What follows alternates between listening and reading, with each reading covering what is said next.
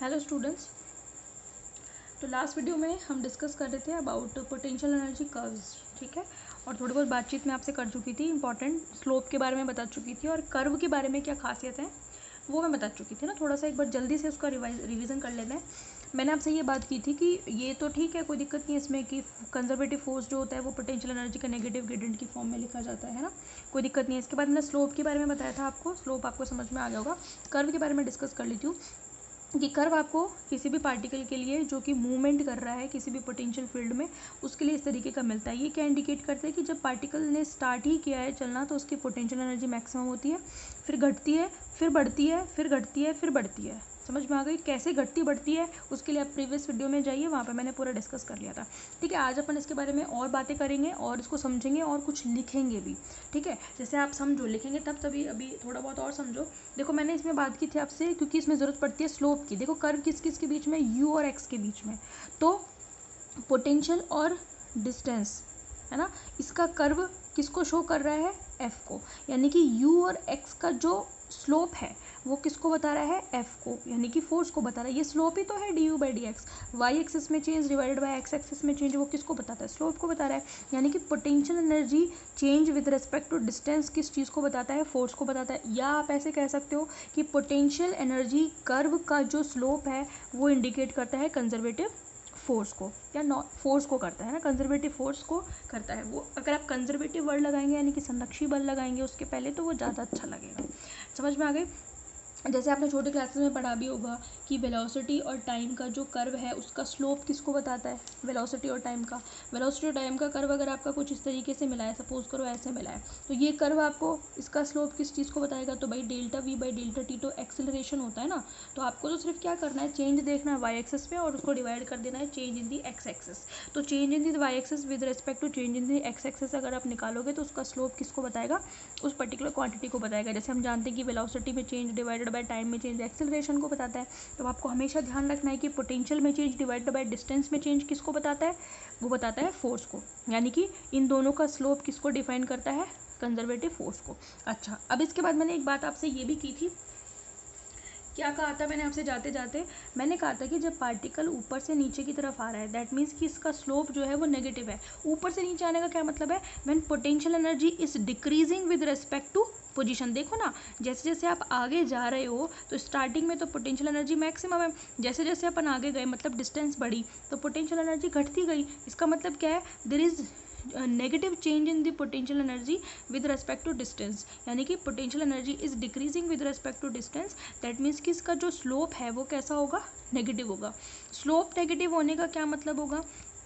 Slope मतलब D U by D X negative है, D U by D X negative हो जाएगा। That means कि इसके आगे और अपन एक नेगेटिव लगाएंगे तो ये नेगेटिव और ये बाहर वाला नेगेटिव मिलकर के क्या बनेंगे? पॉजिटिव। इसका मतलब फोर्स पॉजिटिव डायरेक्शन में लगेगा, पॉजिटिव मतलब एक्स डायरेक्शन में, इसलिए मैंने एरो इस साइड पे लगाए, ठीक है। फिर पार्टिकल ने इक्विलिब्रियम पोजीशन ले ली, उसके बाद जब वो मोशन करेगा, अब देखो अगर पार्टिकल आगे जाएगा तो यहाँ पे पोटेंशियल एनर्जी इंक्रीज कर रही है विद रिस्पेक्ट टू डिस्टेंस।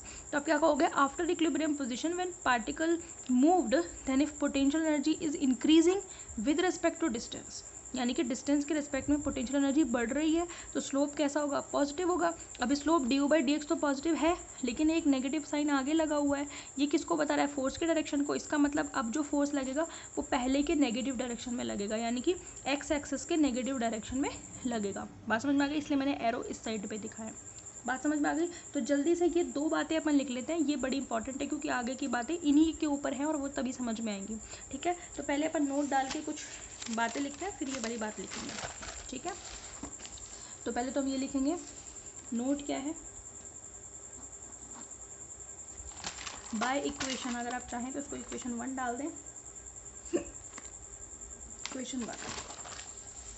तो हमें लिखेंगे अकॉर्डिंग टू इक्वेशन 1, या फिर आप सिंपली लिख सकते हैं according to F is equals to minus D U by D X shows that the slope of potential distance curve, या potential energy curve भी बोल देते हैं इसको simply, potential distance curve indicates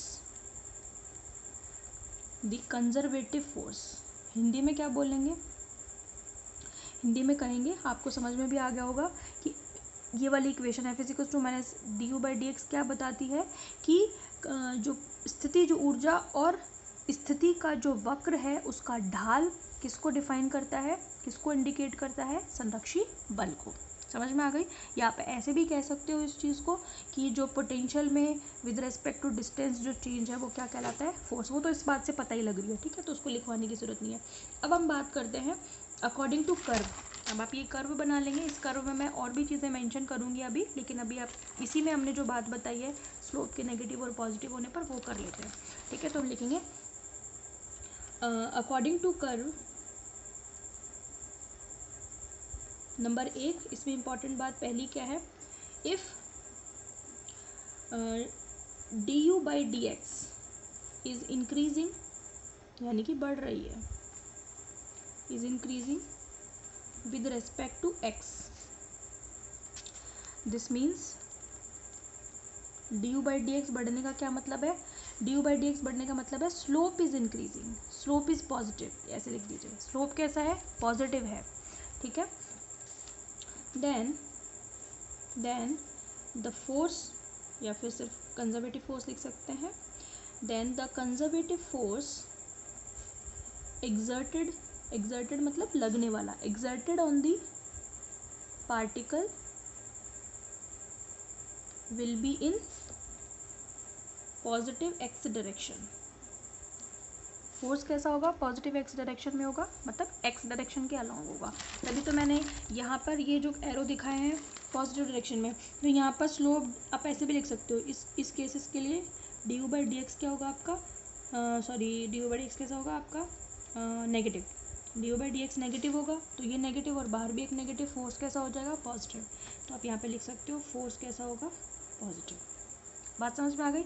इस वाले केस में देखो, इधर देखो, जैसे जैसे अपन आगे बढ़ रहे हैं वैसे वैसे पोजीशन बढ़ने के साथ साथ पोटेंशियल एनर्जी जो है वो कैसी हो रही है, बढ़ रही है। पोटेंशियल एनर्जी बढ़ रही है मतलब स्लोप कैसा हो रहा है, स्लोप आपका कैसा है, पॉजिटिव। स्लोप अगर पॉजिटिव होगा आपका तो फोर्स कैसा होगा आपका, नेगेटिव। इस वाले डायरेक्शन में फोर्स कैसा, नेगेटिव। मैंने क्या लिखा है, हाँ स्लोप यहाँ पे लिखा है नेगेटिव, अच्छा उल्टा लिखवा दिया क्या मैंने, ये D U by D x जो है आपका इंक्रीजिंग का लिख लिया क्या आपने पहले। अच्छा इसको ना आप ऐसा करो, पहले डिक्रीजिंग के लिए लिखो, है ना, इसको डिक्रीजिंग कर लेना, इंक्रीजिंग की बजाय इसको डिक्रीजिंग कर लेना, और यहाँ पे ना इसको नेगेटिव कर लेना, ठीक है ना।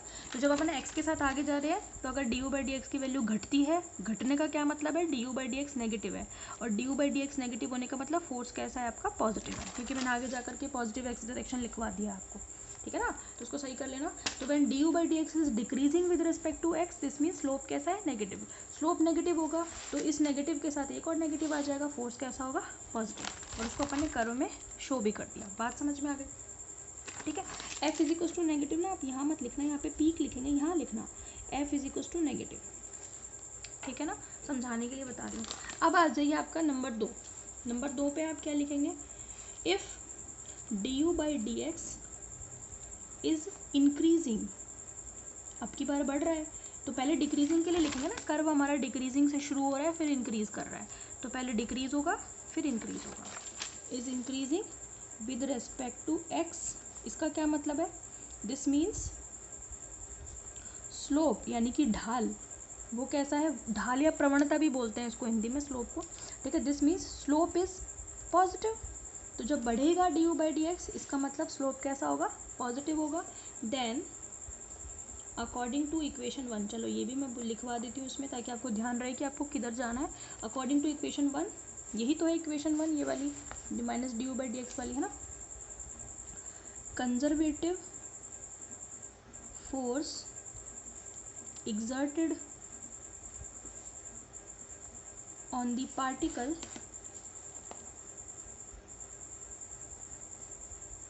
will be in negative direction. कौन सी डायरेक्शन में होगा, नेगेटिव होगा कि नहीं होगा, इधर ही तो होगा, नेगेटिव नेगेटिव, समझ में आ गई, in negative X direction, negative X direction. बात समझ में आ गई। यानी कि अगर पोटेंशियल एनर्जी बढ़ेगी with respect to X, slope negative होगा, फोर्स पॉजिटिव होगा, पॉजिटिव एक्स डायरेक्शन में होगा, और इसमें जस्ट उल्टा होगा। ये दोनों बात समझ में आ गई आपको, नोट समझ में आ गया, स्लोप समझ में आ गया, इतनी बात अपन कर चुके हैं। तो अब जो है, अब इस कर्व के डीप में बात करते हैं और भी थोड़ा सा। जैसे कि मैं कल पिछले वीडियो में थोड़ा बहुत डिस्कस करके भी गई थी। मैंने आपसे ये कहा था कि जो इक्विलिब्रियम स्टेट्स के बारे में बात करेंगे, 2-3 एक है। पहले बात करेंगे संतुलन की अवस्था वर्ड क्या होता है। संतुलन की अवस्था वर्ड का मतलब होता है जहाँ स्लोप जीरो होगा, तो उन पोजीशन पर जहाँ पर स्लोप जीरो होगा, क्योंकि देखो ना यहाँ पर स्लोप आपका घट रहा है, इधर बढ़ रहा है, ठीक है, लेकिन पीक पर और ये बीच वन इस पे ये क्या है, ये तो पीक है और ये आपका क्या है, गर्त है, ठीक है, यानी कि ये गड्ढा है, यानी कि इस नीचे वाली लोअर कंडीशन पर और अपर कंडीशन पर, और ये फिर लोअर कंडीशन और फिर ये अपर कंडीशन, ये जो जहाँ पर पीक्स मिल रही है और जहाँ पर ये गड्ढे मिल रहे हैं, इन पर क्या होता है कि इन पर स्लोप जीरो होता है। तो इन सभी वो सभी बिंदु कर्व में जिन पर प्रवणता ढाल या स्लोप ज़ीरो होगा, यानी कि du/dx ना तो पॉजिटिव होगा ना ही नेगेटिव होगा बल्कि ज़ीरो होगा, वो क्या कहलाती है, संतुलन की अवस्थाएं कहलाती है। जैसे अगर मैं इनको मार्क कर दूं तो ये पॉइंट है, जैसे सपोज करो P1, ये पॉइंट है आपका P2 और ये पॉइंट है आपका P3, ठीक है। और अगर मैं थोड़ा इसको बढ़ाऊँ आगे तो इसको भी दिखा देती हूँ, ये हो गया P4। तो अगर आपको दिख रहा है P1, P2, P3, P4, ये कौन से पॉइंट कहलाते हैं, इक्विलिब्रियम स्टेट कहलाती हैं। और ये इक्विलिब्रियम स्टेट या संतुलन की अवस्था इसलिए कहलाती हैं क्योंकि इन बिंदुओं पर वक्र का ढाल क्या होता है, जीरो, यानी कि du/dx की वैल्यू जीरो होती है। अब उसमें भी संतुलन की अवस्था दो तरीके की होती है, दो नहीं बल्कि तीन तरीके की होती है। एक होती है आपकी कौन सी, अस्थायी संतुलन की अवस्था, एक होगी स्थायी संतुलन। अब स्थायी और अस्थायी संतुलन आपको यहाँ पे दिख रहे होंगे, ठीक है। और तीसरा होती है उदासीन संतुलन, उनके बारे में बात करेंगे, यानी कि एक होगी स्टेबल इक्विलिब्रियम, दूसरी होगी अनस्टेबल इक्विलिब्रियम और एक होगी न्यूट्रल इक्विलिब्रियम। अब स्टेबल इक्विलिब्रियम क्या होगा, स्टेबल इक्विलिब्रियम वो होगा जहाँ पर पार्टिकल की जो पोटेंशियल एनर्जी है वो मिनिमम होगी, समझ में आ गई, पोटेंशियल एनर्जी मिनिमम होगी, वो क्या कहलाएगा आपका, स्थायी संतुलन की। और हम ये जानते हैं जिस भी पार्टिकल की एनर्जी कम से कम होती है वो उतना ही ज़्यादा स्टेबल होता है। तो जब पार्टिकल यहाँ होगा P1 पॉइंट पर या P3 पॉइंट पर, P1 P3 दोनों ही पॉइंट पर होगा, तो उसकी पोटेंशियल एनर्जी जो होगी वो मिनिमम होगी। और इन्हीं बिंदुओं को P1 P3 को क्या बोलते हैं, स्थायी संतुलन की अवस्था या स्टेबल इक्विलिब्रियम स्टेट। और P2 और P4 जो है इन पर पोटेंशियल एनर्जी मैक्सिमम होगी क्योंकि ये पीक है, पोटेंशियल एनर्जी की क्या है, पीक है, इसलिए हम इनको क्या बोलते हैं, P2 P4 को अस्थायी संतुलन की अवस्था। समझ में आ रही है। अब सुनिए इसमें बात, और जब पार्टिकल कहाँ होगा, नीचे की तरफ होगा, यानी कि यहाँ पर होगा, P1 और P3 पर होगा, तो पार्टिकल पर मिनिमम पोटेंशियल एनर्जी होगी, पोटेंशियल एनर्जी मिनिमम होगी। लेकिन हमें पता है ना कि जब पार्टिकल यहाँ से आएगा तो इसके आगे भी वो मूव करेगा, क्योंकि उसके पास यहाँ पर सिर्फ पोटेंशियल एनर्जी नहीं है, पोटेंशियल एनर्जी तो मिनिमम है लेकिन यहाँ पर काइनेटिक एनर्जी मैक्सिमम है। ये वाली बात मैंने आपको पिछले क्लास में बताई थी, ठीक है। तो जब वो P1 और P3 पर होगा, यानी कि स्टेबल इक्विलिब्रियम की स्टेट पर होगा, तो पोटेंशियल एनर्जी तो मिनिमम होगी लेकिन काइनेटिक एनर्जी मैक्सिमम होगी, तभी तो वो यहाँ से आगे जाने के बाद उधर भी जाएगा, तो इस पर फोर्स लगेगा ऊपर की तरफ, ठीक है। लेकिन जब पार्टिकल P2 और P4 पर होगा, यानी कि अस्थायी संतुलन की अवस्था या अनस्टेबल इक्विलिब्रियम स्टेट में होगा, तो वहाँ पर क्या होगा, P2 और P4 पर होने पर पार्टिकल पर फोर्स कहाँ लगेगा, नीचे की तरफ। अब देखो ना, यहाँ पर तो इसके पर पोटेंशियल एनर्जी मैक्सिमम होगी, काइनेटिक एनर्जी मिनिमम होगी P2 P4 जो पीक्स हैं उन पर, ठीक है। अब देखो पार्टिकल जब अगर मान लो यहाँ पे रखा हुआ है, किसी पहाड़ पे रखा हुआ है, पीक पे रखा हुआ है, अगर पार्टिकल को थोड़ा सा धक्का दूंगी तो नीचे आएगा वो, तो इसलिए इसको क्या बोलते हैं, अनस्टेबल, अस्थायी इसीलिए बोलते हैं क्योंकि अगर थोड़ा सा भी इसको फोर्स मिल गया कहीं से तो ये सीधा नीचे गिरेगा, समझ में आ गई। तो अस्थायी अवस्था में, लेकिन यहाँ से पार्टिकल ऊपर जाने में नाटक करेगा क्योंकि यहाँ पर वो ज़्यादा स्टेबल है, और जबकि यहाँ पर उसको नाटक करने की ज़रूरत ही नहीं है, थोड़ा सा हिलाओ और गिर जाएगा, क्योंकि ये स्थायी संतुलन की अवस्थाएं हैं। तो हर चीज़ स्थायित्व चाहती है, तो वो अगर वो अस्थायित्व अवस्था में है तो उसको थोड़ा सा भी हिला, थोड़ा सा भी फोर्स मिलेगा तो वो कहाँ जाएगा, नीचे जाएगा, यानी कि स्थायी संतुलन की अवस्था में। बात समझ में आ गई। तो दो तरीके की बात की मैंने अभी फिलहाल, स्थायी संतुलन और अस्थायी संतुलन। तो जल्दी से स्थायी संतुलन के बारे में आप लिख लेते हैं, चाहे तो आप स्टेबल इक्विलिब्रियम नंबर 1 यहाँ पे आप लिख सकते हैं, 3 टाइप्स ऑफ इक्विलिब्रियम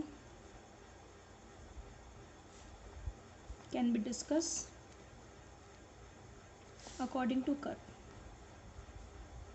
कौन कौन सी, स्टेबल इक्विलिब्रियम, अनस्टेबल इक्विलिब्रियम और न्यूट्रल इक्विलिब्रियम, ठीक है। समझ में आ गई है हमको। अच्छा अनस्टेबल उसके भी बता देती हूँ मैं आपको, उदासीन संतुलन, जैसे मान लो टेबल है, टेबल के ऊपर बुक रखी हुई है, ठीक है ना। अब वो ना तो स्थायी संतुलन की अवस्था में है, ना वो अस्थायी संतुलन की अवस्था में है। भाई पार्टिकल टेबल पर क्या रखी हुई है, आपकी बुक रखी हुई है, वहाँ पर आपका D U by D x completely क्या हो गया, ज़ीरो ही हो गया।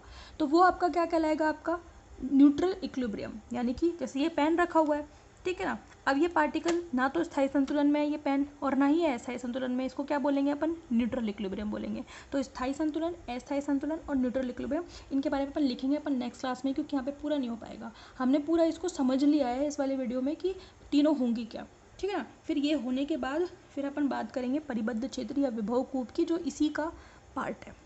समझ में आ गए। तो लिखते हैं अपन इसको इन अवर नेक्स्ट वीडियो। आप चाहें तो मैंने जितना बोल दिया उसके बेसिस पर भी आप खुद भी लिख सकते हैं, बाकी फिर भी जो बच्चे नहीं लिख सकते उनके लिए मैं उनको नेक्स्ट वीडियो में लिखवा दूंगी। Okay, thank you so much.